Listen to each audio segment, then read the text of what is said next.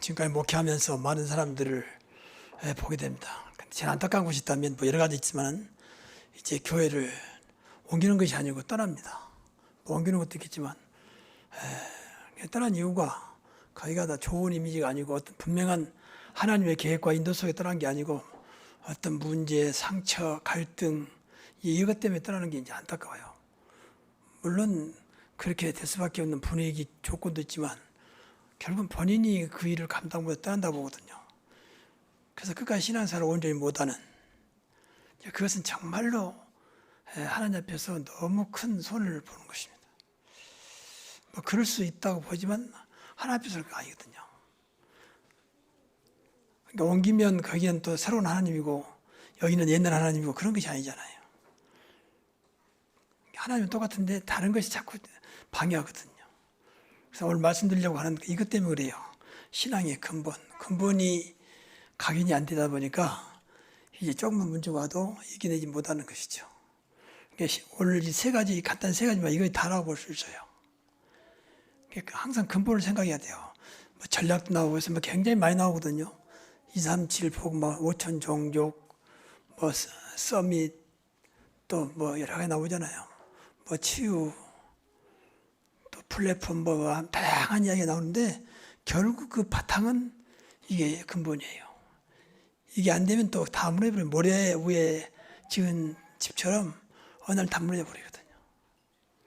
근데 이런 것은 별로 관심 없어요. 또 무엇이 새로운 거 없나 이거에도 관심 있지 근본적인 신앙은 별로 관심이 없거든요. 근데 그것도 속는 거라 봐요. 그래서 누가 뭐라 해도 그 따라가면 안 됩니다. 항상 근본으로 돌아와야 됩니다. 그러니까 저희들이 이제 신학교 다니면서 많은 책을 보면서 특히 이제 부흥되는 교회 책을 많이 보거든요. 왜냐하면 다 그런 동기가 있으니까. 나도 나가서 저런 교회처럼 부흥시키리라. 이건 하나님 볼 때 굉장히 악한 동기거든요. 그럼 그 이름이 굉장히 내용들이 리얼하기 때문에 사실적이기 때문에 아주 뜨거워집니다. 금방 될 것처럼. 근데 그렇게 안 되잖아요. 그것은 근본이 안 돼서 그래요. 그 된다 하더라도 언제 무너질지 모릅니다. 또 오늘날 교회가 시끄러운 것은 큰 교회가 시끄러운 것은 이것 때문에 그래요. 자기를 지킬 수 있는 바탕이 안 돼 있거든요. 그러면 결국은 어느 순간 나의 가장 약한 부분 또 내가 가장 감추고 싶은 부분을 만약에 건드려버리면 그때는 이제 완전히 무너져버린 것이죠. 우리 신앙생활은 굉장한 것입니다. 세상 어떤 거 비교할 수 없는 어떤 것이 있어도 상관없는 것이 신앙이거든요. 왜냐하면 신앙의 주체가 그리스도고 말씀이니까. 푸른마른 꽃이치더라 하나님 말씀이 영원히 서리라 했잖아요. 또 그리스도는 어제나 오늘 영원히 동일하시다 했잖아요. 그 말은 어떤 경우에도 똑같다고 말이거든요. 그분을 붙잡아야지. 지난번에 말씀드렸지만 다 지나가는 겁니다. 근데 이것만 남아있어요. 첫째로는 그리스도에 대한 신앙입니다. 여러분 그리스도를 어떻게 생각합니까? 이것이 근본주의 근본이에요. 그래서 좀 뭐 이렇게 꼭 나눠지는 단계는 아니지만 세 단계가 나눴습니다. 그리스도를 아는 단계, 그다음에 믿는 단계, 누리는 단계. 바로 누릴 수도 있고 그렇지만 나누자면 그렇다는 거죠. 그리스도를 아는 단계, 얼마나 그리스도를 알고 있느냐에 따라서 믿음이 오는 것이고 얼마나 믿냐에 따라서 누려지거든요. 다른 것은 거의 말입니다. 돈이 많으니까 뭐 다른 걱정 안 된다. 그럼 다른 것은 어떻게 할 겁니까? 돈 말고 다른 것이 오면. 사막에는요, 돈도 없고 어떤 것도 필요 없어요. 사막에는 물과 그늘이 있어야 돼요. 뭐 금도 은도 소용없어 거기는요. 제가 앞에서 누워보니까 어떤 것도 다 소용없더라고. 야, 내 이걸 붙잡고 살았구나 싶으니까 너무 자신이 부끄럽고, 야, 한 주역도 안 되는 거 지금 너무 소용도 없는 거. 제가 쓰러져가지고 병원에 누웠는데 뭐가 소용이 있겠습니까? 그때는 나한테는 소망도 없어요. 그냥 뭐 버티는 거지 뭐. 주님 찾으면서 그때보다 이겨내는 것이죠. 근데 우리가 꼭 그런 상황이 일어서만 깨닫게 되거든요. 그래서 오늘 말씀을 드릴 때마다 늘 우리 자신의 신앙을 확인해 봐야 됩니다. 그리스도를 아는 단계입니다. 그리스도의 가장 중요한 5가지 비밀을 알아야 됩니다. 첫째는 예수님이 왜 오셨냐는 거예요. 왜 이 땅에 태어나셨느냐. 성령으로 잉태했잖아요. 그런데 사람으로 오셨거든요. 그러니까 하나님이 우리를 구원하시려고 사람으로 오셨다. 그보다 성육신 그래요. 육신을 입고 오셨다는 거예요. 그러니까 다른 종교가 달라요. 그리고 오셔가지고 아무 죄 없는 분이 죽으셨어요. 그것도 많은 고난 속에 죽으셨어요. 우리를 살리시려고. 우리 대신 죽어야만 내가 살 수 있잖아요. 내 대신 누군가 이 죄값을 감당해야만 되는데 그 죄값을 예수님이 감당하신 것이죠. 십자가에서. 우리는 죄인이라 했잖아요. 하루에 한 가지만 지어도 1년이면 365개입니다. 10년이면 얼마입니까? 그런데 우리는 그걸 못 느끼고 있거든요. 그리고 눈에 보인 것만 안 들키면 죄 없다고 생각하거든요. 어떤 사람은 그렇게 말합니다. 저 사람은 법 없이도 살 사람. 그건 착각입니다. 누가 법 없이 삽니까? 우리나라 이런 말 있잖아요. 털어서 먼지 안 난 사람이 털어보면 다 나오게 돼 있어요. 다만 모를 뿐이죠. 저 사람은 진짜 법 없이도 살 사람이다. 지금 요새 CCTV를 있기 때문에 아는 거지. 만약 없다면 또 우리나라는 CCTV가 많이 돼 있어요. 그러니까 지갑을 떨어뜨려도 잘 안 죽습니다. 주가 잘못하면 오히려 자기가 그 어려움을 당하기 때문에 그 이유는 양심이 좋다라기보다는 보자면 무엇인가 보고 있거든요. 그러니까 그것이 두려워서 그런 거예요. 좀 이런 말이 죄송합니다만 한국 사람 양심 없어요. 한국 사람뿐만 아니라 모두 양심 없어요. 선진국 그렇잖아요. 겉으로만 선진국 들어가면 그렇잖아요. 제일 많이 나와봤습니다만 그렇지 않습니다. 전체적으로 볼 때 그렇게 보이는 뿐이지 실제로는 똑같아요. 하나님을 떠난 자가 똑같은 것이지 사단에 잡힌 자는 다 똑같은 것이죠. 그 속에 우리가 살고 있었습니다. 그런데 예수님이 그 문제가 우리에게 스스로 안 되니까 예수님이 모두를 안고 십자가에 죽으신 거죠. 그리고 부활하셨습니다. 부활하셔야 돼요. 주는 그리스도시요 살아계신 하나님의 아들이기 때문에 영원 동일해야 되니까 지금도 예수가 필요하기 때문에 살아주셔야 돼요. 그래서 부활하신 거예요. 그리고 육신으로 오신 그분은 부활하신 그분은 승천하셨어요. 그러면서 안 계시니까 대신해서 성령으로 우리와 함께 하신 것입니다. 그래 너무 감사하죠. 믿는 자 속에 전부 다 성령이 오셨습니다. 어느 곳에든지 예수 믿으면 성령이 역사하게 되어 있습니다. 근데 육신으로 계신다면 그렇지 않잖아요. 그래서 승천하셨습니다. 그리고 이 땅을 구하러 오신 주님은 이 땅을 끝내러 오시겠다는 거예요. 천국으로 인도하겠다는 거고 지옥으로 보내겠다는 겁니다. 그게 재림이고 그게 세상 끝나는 날입니다. 전쟁 때문에 세상이 끝나는 게 아니고 예수님 오신 날이 끝나는 날입니다. 그것보다 재림, 육신을 입고 오신 날을 초림 그렇게 말합니다. 그 마태복음 24장 24절에 보면은 천복음이 온 세상에 전파되면 그제야 끝이 오리라 그랬습니다. 우리는 모든 기준이 다릅니다. 그래서 우리는 기준은 오직 말씀, 오직 복음 쓰셔야 됩니다. 그리고 이 땅을 구원하시기 때문에 삼중직을 가지고 오셨다. 세 가지 직분을 동시에 하셨단 말이에요. 그래서 삼중직 그래요. 참 선지자, 참제자, 참된 왕. 그 이유는 그 세 가지 직분 아니면 안 되니까 그리스도로 말하는 기름 부음을 받는다 그 뜻이에요. 구약시대는 세 가지 직분에다가 기름을 부었어요. 그게 선지자고 제사장이고 왕이었습니다. 선지자란 말은 하나님을 늘 안내하는, 하나님으로 안내하는, 하나님을 소개하는 그런 역할을 한 것이 선지자예요. 그래서 하나님 만나는 길, 하나님 떠난 인간이 하나님 만나는 길, 제사장, 모든 죄를 가지고 하나님 제사를 드린 것처럼 예수님이 십자가에서 제사장으로 오셔서 당신의 몸을 제물로 드린 것이죠. 그 죄 문제를 해결했습니다. 그 이 땅에 스스로 자칭 왕, 자칭 신이라고 말하는 사단을 꺾어야 되기 때문에 만왕의 왕으로 오셔야 한단 말이에요. 그래서 예수님이 왕으로 오신 것입니다. 누구도 사탄을 이길 수 없습니다. 그럼 뭔 얘기니까 섬기는 겁니다. 그것을 우상이라고 그래요. 그런데 근데 기독교는 그렇지 않잖아요. 사단을 완전히 결박하고 사단을 완전히 꺾고 사단을 물리칠 수 있는 그런 신앙이 우리 기독교 신앙입니다.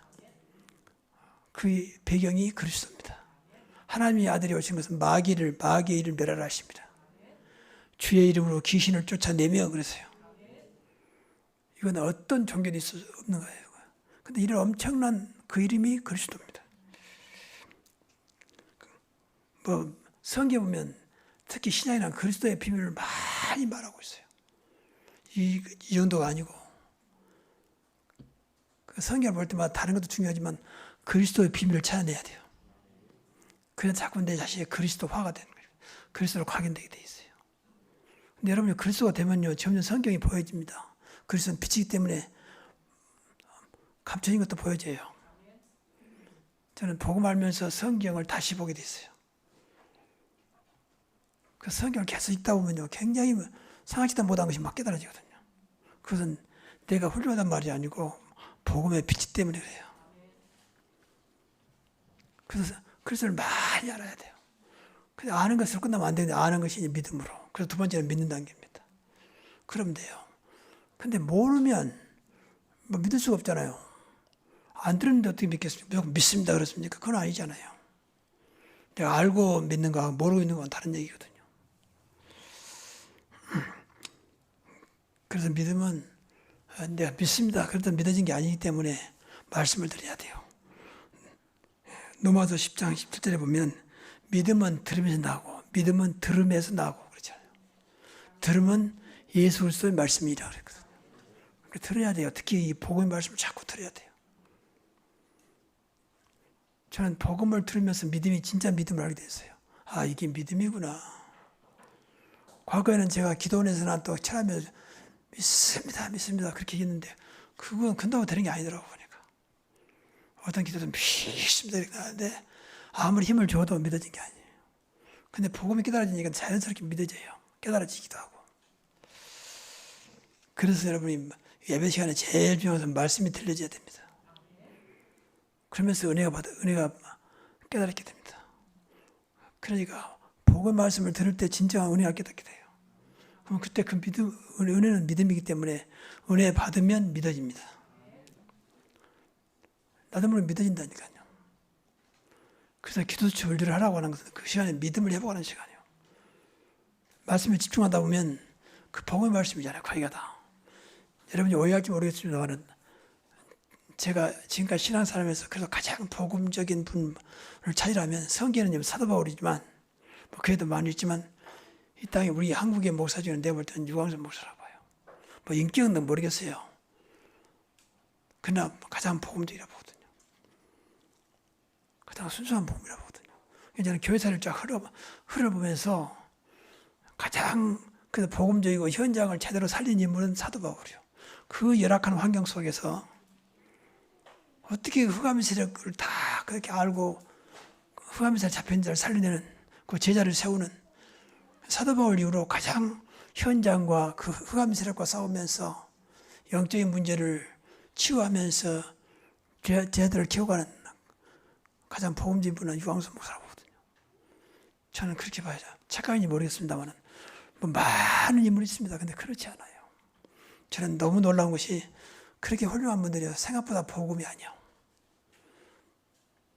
그래서 흐름 보면 사도 바울, 어거스틴, 존 칼빈 그리고 지금이에요. 그 사이에 많은 인물이 있습니다. 요한 예슬레, 찰스 무디, 지난번에 말씀드린 요나단 에드워드 그런 사람 많이 있습니다. 그러나 우리가 말하는 그런 완전 복음은 아니에요. 심지어는 칼빈까지도 분석해 보면요, 상당히 율법적인 분이요. 그래서 칼빈 시대에 칼빈 제네바를 완전히 통일시키고 그 복음으로 그 지역을 그 도시를 다스렸잖아요. 제네바. 근데 그때 제네바에 많은 사람들이 형장이 있으려 죽었어요. 용서가 안 되는 거예요. 그 죽인 사람이 누구냐? 칼빈이었습니다. 최고 지도자니까. 용서가 안 되는 겁니다. 그런 걸 보면 지금으로서 충분히 이해가 되지만 복음적으로 볼 때는 아니거든요. 그대로 수용할 만큼 복음이 안 돼 있거든요. 그 당시에 많은 사람들이 죽었습니다. 문두투도 마찬가지고요. 저는 그 인격을 말하는 게 아니라 복음적인 관점을 말하는 겁니다. 그래서 늘 여러분이요, 복음적으로 봐야 정확히 답이 돼요. 그렇게 훌륭해도 복음적으로 보면 아니거든요. 한국에 훌륭한 많이 계시거든요. 주기철 목사님, 또 뭐 최근에 돌아가신 한경진 목사님, 또 손양원 목사님, 그런 분들 많습니다. 근데 제가 그것을 늘 이렇게 한국 교회에서도 제가 가르치거든요. 학생들한테 레포트를 줍니다. 손양원 목사, 주기철 목사, 당희 목사에 대해서 조사해봐라. 발표하고 조사를 보면 이분이 그렇게 훌륭한 삶을 살았지만 현장을 살리고 영적 문제에 시달린 사람들을 치유하고 제자를 세우는 그런 것은 아니었구나. 좋도 나쁘단 말이 아니요. 그래서 여러분 이 복음 받은 것이 얼마나 귀한지 몰라요. 여러분 정말로 개인 자신 복음화 되도록 늘 여기에 포커스를 맞춰야 됩니다. 그러면 됩니다. 그러면 이제 말씀이 복음의 말씀이 믿어지게 됩니다. 믿어지면 그때부터 나의 언약으로 나의 미션으로 믿어집니다. 나에게 지금 이렇게 하라고 말씀하시구나. 나에게 주신 약속이구나. 그 언약입니다. 나에게 이렇게 하도록 말씀하고 계시구나. 그게 미션이거든요. 예배드릴 때마다 말씀을 통해서 나의 언약, 나의 미션을 찾아내야 됩니다. 그것이 기도예요. 그것이 기도 제목이에요. 내가 그 말씀대로 못 사니까 기도해야 할 거 아닙니까? 그러면 성령이 역사하셔서 시간표에 따라서 응답하실 것입니다. 그 두 번째는, 그리고 이제 세 번째가 누리는 단계인데, 누리면 이제 끝나는 거죠. 가장 축복의 단계, 행복의 단계. 그래서 누림을 어떻게 표현하느냐, 여러 가지 말하겠습니다만, 다 끝났다. 다 이뤘다 했지 않습니까?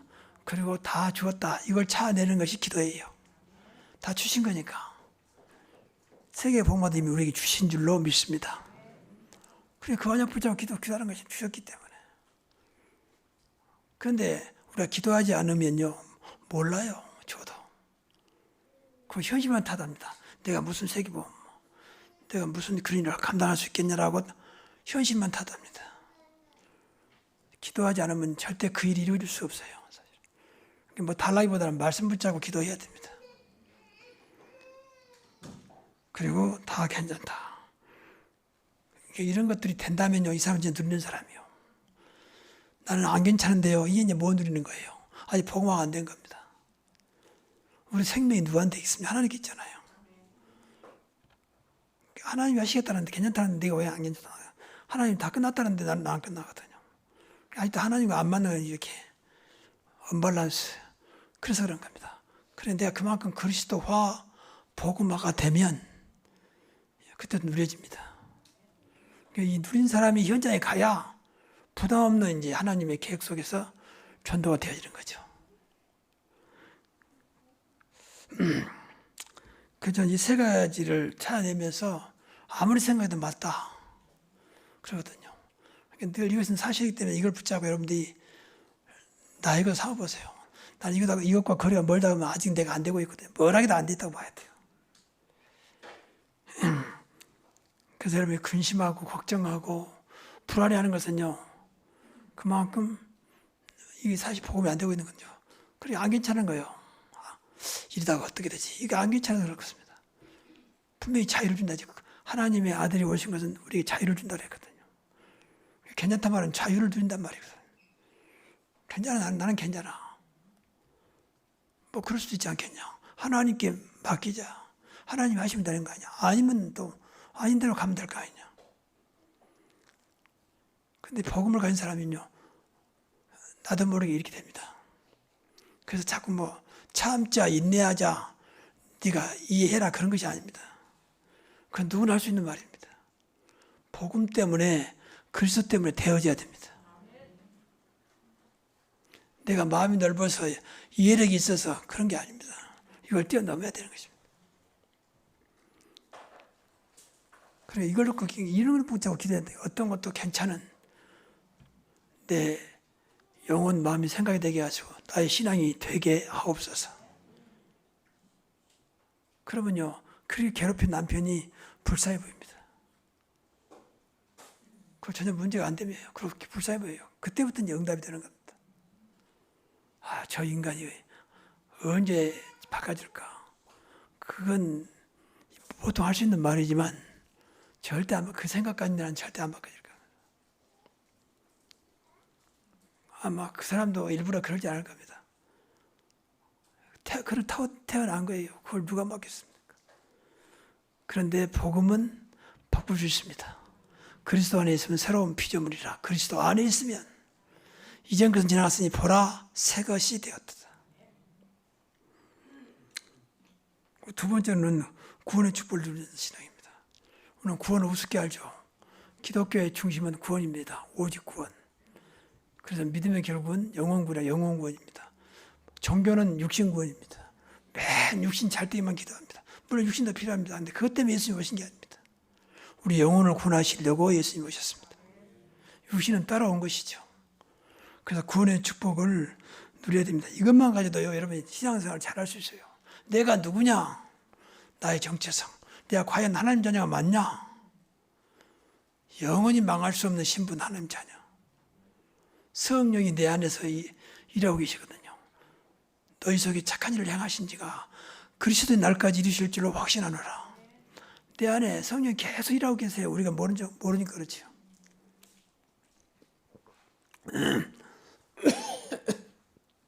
그러니까 그분의 인도만 받으면 돼요.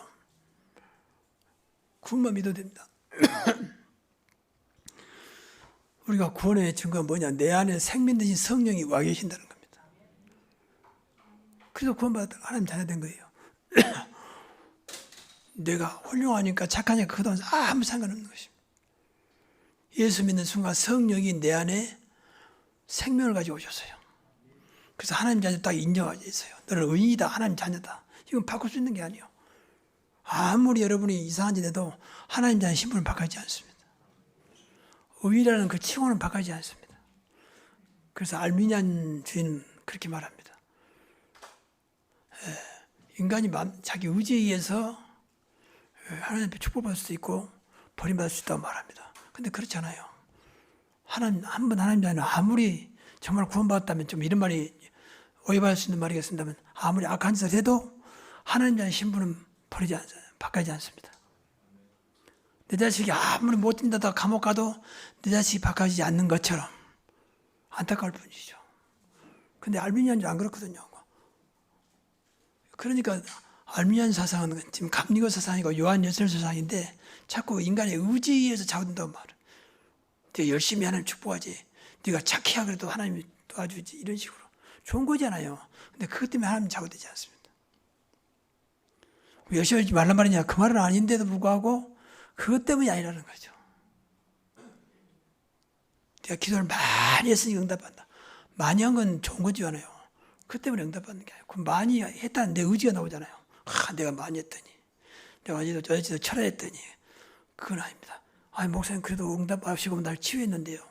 그래서 그때 은혜를 주신 거예요. 그 순간에 철회했으니 그런 게 아니라 하다 보니까 어느 순간에 하나님의 은혜가 임한 것이고 하나님의 능력이 임한 거예요. 많이 했던 것 때문에 임한 게 아니고 그 중심이 하나님과 상달되는 거죠. 자꾸는 오해를 많이 합니다. 그건 알미니안 사상에서 나온 거예요. 신앙생활은요 대부분이 알미니안 사상이잖아요. 목사님 제가 열심히 못해서 그래요. 열심히 하지 마십시오. 믿으십시오. 그 말 이해 못해요. 나 교회 못 나가서 교회 나올 생각하지 말고 믿으십시오. 처음 다 인간의 의지를 말해요. 목사님 제가 기도를 많이 못해서 그래요. 여러분 믿어지면요 기도하게 돼요. 그 믿음 자체가 기도입니다. 그렇지 않아요? 믿겠다는데. 우리 자꾸 신앙의 본질을 놓치고 엉뚱한 소리 합니다. 그게 전부 다 알미니안 사상이에요. 종교 사상이거든요. 하나님은 은혜의 하나님이고 사랑의 하나님이기 때문에 여러분 조금만 하나님과 맞추면 하나님은 역사하십니다. 그럼 내가 해서 응답받으면 은혜가 아니잖아요. 내가 했는데 뭘. 그래서 사람들이 헌금을 아까워합니다. 내가 열심히 벌었는데 무슨 11주냐. 내가 벌었는데 무슨 헌금을 드리냐. 이렇게 말합니다. 근데 또 극단적으로 반대로 온다고 딱 모든 거 다 도운다고 생각해서 하나님 그럴 수 있잖아요. 그러면 당장 11조 문제 내가 굶어 죽는데. 근데 그것을 우리는 은혜로 보는 거죠. 은혜로. 불신자는 자기 능력으로 보지만 우리는 하나님 은혜로 보는 것입니다. 그래서 은혜 앞에 드리는 것입니다. 이게 헌금이에요. 그래 하나님 받으시죠. 한 달 동안 이렇게 하나님께서 축복해 주셨구나. 그래서 거기서 11조를 때 드린 겁니다. 불신자는 안 드리죠. 그러니까 버림받을 수밖에 없는 거예요. 그 생각을 못하니까. 하나님이 허락해야 되잖아요. 오늘도 막아버리면 벌써 바이러스 보세요. 얼마나 좀 세상을 막 시끄럽게 합니까? 코로나19 바이러스거든요. 그 눈에 안 보여요. 현명을 봐야 되거든요. 앞으로 점점 바이러스가 끊임없이 온대요. 앞으로는 바이러스 싸움이래요. 이번 코로나19가 지나가겠지만 또 다른 바이러스 오겠죠. 결국 하나님 손에 있음을 믿어야 됩니다. 우리 많은 그래야 돼요.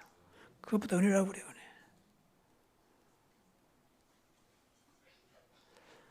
그러니까 제가 엊그제 이제 백신을 맞았는데 많은 사람들이 백신에서 부정적인 말을 하잖아요. 근데 알아보면 프로테인은 한 1%도 안 돼, 1%도. 100명 중에서 한 명이 그런 부작용, 그런 날까 말까 하거든요. 그런데 그걸 확대시키고 전체가 다 백신 맞으면 그렇게 된다고 오해를 이렇게 만들어. 그래서 나도 계속 옆에서 좀 불안을 조성해. 근데 이런 것들이 문제거든요. 그러니까 우리는 어떤 경우에도 하나님 말씀, 하나님 은혜 속에 있어야 됩니다. 아프면 되는 거 아니냐. 그때 하나님께서 은혜 주셔서 그런지 하여튼 별 지장 없이 지나갔어. 특별히 약간 이렇게 몸에 변화는 왔지만 거의 큰 문제는 안 됐고 지금도 어깨가 좀 맞은 데가 좀 부었지만 말도 안 되는 지장 없어요. 근데 그걸 가지고 자꾸 내 몸을 지키려고 했던 건데 그것까지 막대시켜가지고 그것 때문에 큰일 나도 자꾸 부정적이려고 해버리면 어떻게 되겠습니까? 요새 여러분 유튜브 좋아하시는 분들은 유튜브 조심해야 됩니다. 제가 볼 때는 거의 가짜뉴스가 많습니다. 전부 다 가짜뉴스도 분열시키는 거예요. 이간시키고 분열시키고 믿지 못하게 만들고 제가 침수붕대하고 조그만 건데 크게 확대시키고 그런 거 가나 보지 마세요. 유튜브를 보지 말라는 아니지만 그걸 속지 말아야 됩니다. 우리나라는 언론 자유가 있어가지고 아무리 이상한 말해도 특별한 경우 아니면요 법에 저촉받지 않아요. 그러니까 막 퍼뜨리는 겁니다. 이렇게.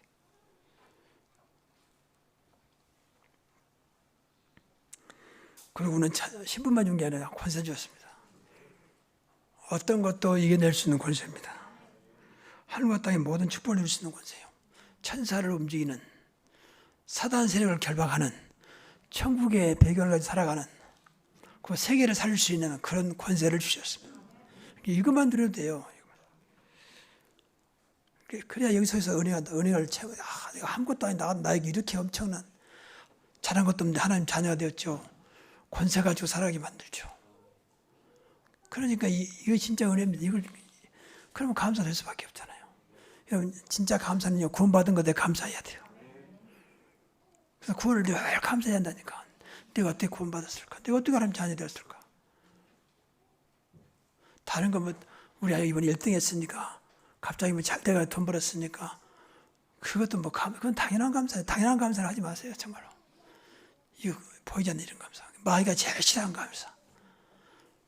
나 같은 사람을, 나 같은 죄인을 아무 문제 삼지 않으시고 은혜 주셔서 구원해 주심을 감사합니다.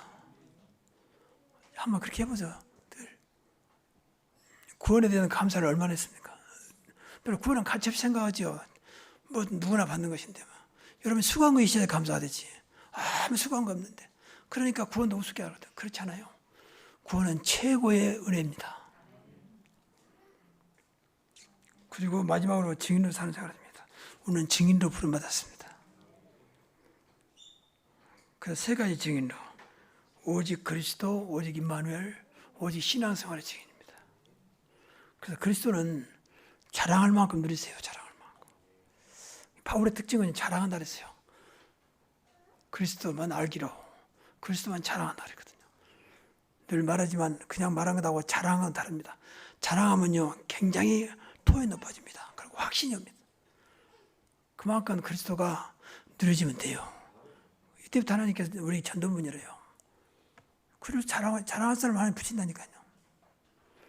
그런데 그 그리스도를 어떻게 설명하지 할 만큼 불안해한다면 어떻게 사람 붙이겠습니까? 아무리 생각해도 예수 그리스도밖에 없구나. 자꾸 감사하고 누려져야 그리스도가 필요한 사람 붙일 거 아닙니까? 구원은 그리스도를 믿어야 구원받습니다. 전도는 그리스도를 전하는 것이 전도입니다. 다른 거 전하는 것은 전도 아닙니다. 교회 자랑하고 목사 자랑하고 교인 자랑하는 건 절대 전도는 아니에요. 그럴 수는 있겠지만 그 자랑은 지난번도 말씀드렸지만 예수 그리스도만 자랑하세요. 그 임마누엘 두 번째 나와 함께 하신 그분, 지금도 보이지 않는 나와 함께 하신 그분. 저는 기도 중에 제일 많이 한 것 중에 하나님 오늘 또 나와 함께 하시는 그분을 누리게 하옵소서. 그런 기도를 많이 해요. 사실은 그래야 24시 되니까. 임마누엘 누려져야 24시 돼요. 그렇죠. 24시 함께 하신 분은 그리스도밖에 없잖아요. 하나님, 우리와 함께 임마누엘은 하나님, 나와 함께 하신 그분은 그리스도, 우리 모두와 함께 하신 그분은 성령. 그리고 제일 중요한 것이요, 신앙생활 책임입니다. 우리 기독교인들은요, 신앙생활을 증거하셔야 돼요. 근데 여러분이 정말 그리스도를 알고 구원의 축복을 누린다면요, 신앙생활 분명히 하나님께서 상대방의 자랑이 아니고 볼 수밖에 없도록 증거를 주실 겁니다. 야, 저 사람 교회 다니는데 난 교회만 다니는 줄 알았더니 아니구나. 예수 믿는다 하더니 단순한 예수 믿는 게 아니구나. 무엇인가 신앙생활에서 보여야 돼요. 신앙생활에서. 근데 가까이 있는 사람 다 알잖아요. 멀리 사람들은 이제 모처럼 만나는지 모르지만 가까이 있는 사람들은 신앙생활 자체가 보여지게 돼 있습니다. 근데 성경에 보면 전부 다가 삶 속에 증거 나왔어요. 요셉도 마찬가지, 이삭도 마찬가지지, 7명의 렘넌트들도 마찬가지고요. 그래서 신앙생활 속에 이 두 가지를 꼭 확인하세요. 그리스도와 구원의 축복. 그러면 여러분 삶이 분명히 바뀌게 되어 있습니다. 왜냐하면 그리스도 자체는 복음이니까. 그래서 임마누엘이 될 수 있도록 신앙생활이 예수님 때문에, 지난번에 말씀드렸지만 내 인생의 주인은 그리스도라면 그분이 나와 함께 하신다면 분명히 삶이 바뀌게 되어 있죠. 다른 거 찾지 마시고, 가끔 말합니다만 여러분 노력은 더 이상 하지 마세요. 친구가 노래했으면 됐지. 노래하는 사람이 누가 있습니까? 노래하면서 그런 게 아니거든. 이제는 하나님께서 채워지기 바랍니다. 내 신앙으로 바꿔지기 바랍니다. 그게 달라요. 저 사람 착하고 열심히 되는구나. 그건 아무것도 아니에요. 어떻게 신앙생활 비교가 되겠습니까? 그래서 여러분의 살고 있는 삶의 10분의 1만 신앙생활에 투자해 보세요. 그럼 분명히 신앙생활이 바꿔집니다. 다음 주에 말씀드리겠습니다. 신앙생활의 가장 큰 중심은 교회생활입니다. 이게 안 되면요, 신앙생활 안 돼요. 사실 아무리 인터넷 들어가고 기독교 방송 들어도 그다음 다른 얘기입니다. 그래서 교회생활을 중요하게 생각해야 돼요. 저 사람이 교회 다닌 것 같더니 무엇인가 다르다. 그 사람들은 교회 다닌 것밖에 안 보이죠. 그래서 나는 교회 다니면서 많은 것을 해보고 합니다. 특히 복음 가진 교회는 틀림없습니다.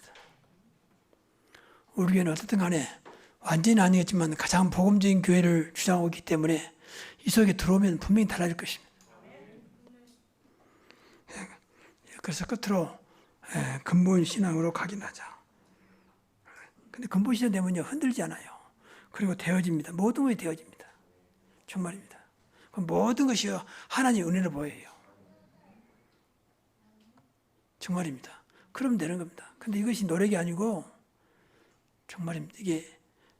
이런 것들이 이런 근본 신앙이 각인되면요, 다 은혜로 보여져요. 당신 만난 것이, 교회 만난 것이, 이렇게 된 것이 하나님 은혜였구나. 은혜가 되어야 감사 나온 것입니다. 그래서 오늘 이후로 이 근본 신앙을 들어 하겠어요. 어렵지도 않아요. 그리스도, 구원, 그리고 증인. 이것은 어떤 게 늘 생각을 많이 해야 돼요. 네 속에 있으면 어떤 것도 되어진다니까요. 우리 다락방이 굉장히 전략이 많아요. 복잡해요. 예순두업 시간도 얼마나 많은지 몰라요. 그게 그때 머리 아프고, 그래서 우리 과거에 이제 개혁교단 합치면서 그 목사님들이 산때 많이 들어왔거든요. 복음이니까. 그런데 이거 들어오면서는 이제 다 떨어나가세요. 아이고, 정신에서 못하겠다. 그럼 무슨 훈련이 이렇게 많냐? 그래서 다 들여나갔어요. 기존 교단은 이러는 것이 없습니다. 사실은 우리는 세계보험만 해야 되기 때문에 그래요. 그러나 내용은 간단하게 이 세 가지로 다 끝나요. 정말입니다. 그래서 이 세 가지 속에서 오늘부터 여러분 신앙생활이 정말 어떻게도 흔들리지 않는, 끝까지 쓰임받는 모두가 되시기를 주의 이름으로 축복합니다. 기도하겠습니다. 하나님 감사합니다. 오늘도 말씀 붙잡고 우리 신앙의 토대가 이루어지게 하시고 근본이 회복되게 하옵소서. 그래서 한 분도 중도에 하차하지 않게 하시고 끝까지 주님 오시는 그날까지 후대와 가문이 쓰임받게 하옵소서. 축복하옵고 우리 주 예수 그리스도 이름으로 기도하옵나이다. 아멘.